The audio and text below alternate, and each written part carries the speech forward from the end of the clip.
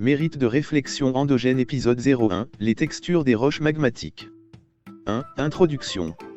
La texture, du latin textura, tissu, assemblage, bien observable au microscope, concerne la disposition élémentaire des minéraux, définie par leur taille, granulométrie, leur forme et leur arrangement. Elle est sous la dépendance directe des conditions de leur cristallisation et reflète par conséquent le déroulement de celle-ci. 2. Termes relatifs à la taille et à la granulométrie des cristaux. Texture phanéritique ou grenue, concerne les roches magmatiques dont le grain est visible à l'œil nu. La taille des minéraux varie entre 1 et 5 mm et sont le plus souvent équigranulaires. La texture phanéritique indique un refroidissement lent du magma. Texture aphanitique, concerne les roches magmatiques qui ne montrent pas de cristaux visibles à l'œil nu.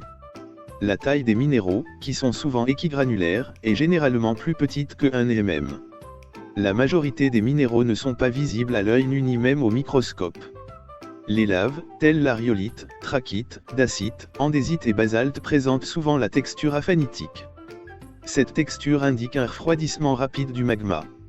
Texture vitreuse, concerne les roches magmatiques qui sont entièrement ou en grande partie constituées de verre. La roche magmatique présente l'aspect particulier du verre. Ces roches sont composées principalement de quartz cryptocristallin issus d'un refroidissement extrême du magma en surface.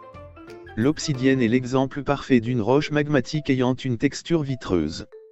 Texture pegmatitique, texture d'une roche magmatique ayant des minéraux de dimension centimétrique, décimétrique ou exceptionnellement métrique. La texture pegmatitique indique un refroidissement très lent du magma. 3. Texture se référant au degré de cristallisation de la roche magmatique.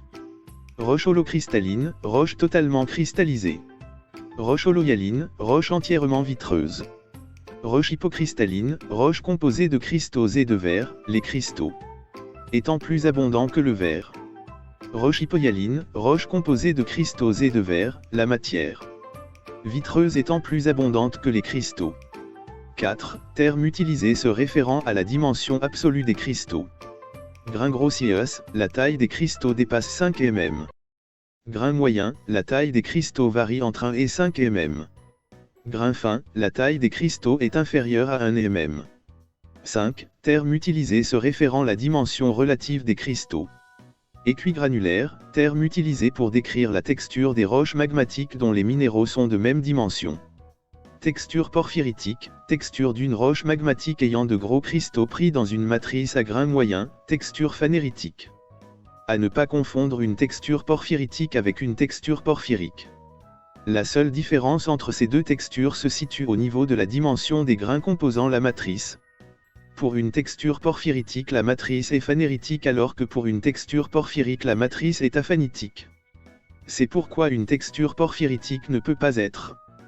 Texture porphyrique, texture d'une roche magmatique ayant de gros cristaux pris dans une matrice à grains fins, texture aphanitique, est de même nature que celle des gros cristaux. Les gros cristaux, dont la taille peut dépasser 1 cm, sont appelés phénocristaux. Les phénocristaux cristallisent en profondeur dans la chambre magmatique.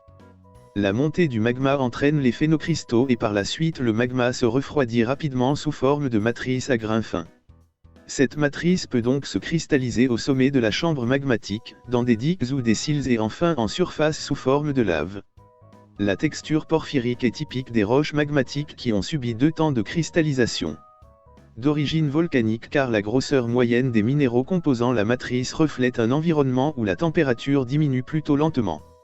Texture vitrophyrique, fait référence à une roche à cristaux assez grands pris dans une pâte vitreuse. Texture microlithique, texture d'une roche magmatique qui se développe lorsque le magma se refroidit rapidement et que les minéraux ont peu de temps pour se cristalliser. Les minéraux, tels le quartz, prennent souvent la forme de fines aiguilles qui baignent dans une matrice à grains très fins qui présente une texture aphanitique.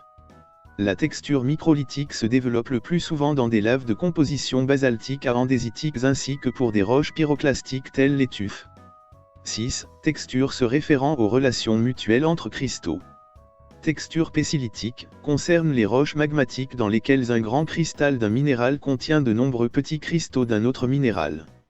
Texture doléritique, cette texture se caractérise par la présence de grands cristaux en latte de plagioclase moulés dans une mésostase de pyroxène, dominée par les microcristaux d'augite. Texture ophitique, cette texture se caractérise par la présence de grands cristaux de pyroxène, augite, englobant des petites lattes de plagioclase fréquentes chez les dolérites et les gabbros. Texture subophytique, similaire à la texture ophitique, mais dans ce cas, les lattes de plagioclase ne sont pas entièrement englobées par le pyroxène. Texture intergranulaire, texture dans laquelle les interstices entre les lattes de plagioclase sont occupés par des minéraux ferro-magnésiens, essentiellement du pyroxène, augite, ou de l'olivine. Texture intercertale, similaire à la texture intergranulaire, mais dans ce cas les interstices entre les lattes de plagioclase sont occupés par du verre ou une matière cryptocristalline. 7. Texture directive. Texture trachytique, se dit de la texture présente dans les roches volcaniques. Caractérisée par des microlithes orientés suivant la direction d'écoulement. 8. Texture se rapportant au remplissage des cavités des cristaux. Texture vacuolaire, texture d'une roche magmatique ayant des bulles d'air ou vacuoles, petites cavités, trous, dus à la présence de bulles de gaz durant leur solidification. Ces vacuoles ont été formées lorsque les gaz se sont échappés d'une lave au moment de la solidification de celle-ci. Toutes les coulées de lave peuvent présenter une texture vacuolaire ainsi que certaines roches ignées pyroclastiques. Généralement, plus la composition chimique de la lave est acide, plus la roche ignée volcanique résultante aura une texture vacuolaire développée. Enfin, la texture vacuolaire se développe surtout au sommet des coulées de lave là où les gaz peuvent s'échapper.